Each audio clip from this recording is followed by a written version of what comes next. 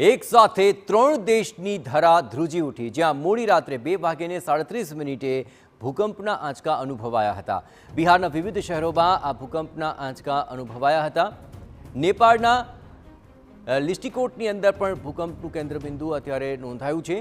Richter scale પર ભૂકંપની તીવ્રતા 5.1 નોંધાય છે।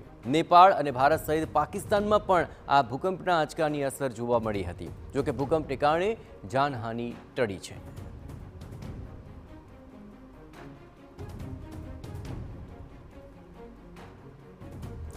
तो ज्યાં જ્યાં ભૂકંપના આંચકા અનુભવાયા તેના દ્રશ્યો જે સામે આવી રહ્યા છે, ઘરોની અંદર ખાસ કરીને જે હાઈરાઇઝ બિલ્ડિંગ હતી ત્યાં આ આંચકા વધારે મહેસૂસ થયા। નેપાળ, ભારતના અમુક ભાગ અને પાકિસ્તાન સુધી આ ભૂકંપના આંચકા અનુભવાયા હતા।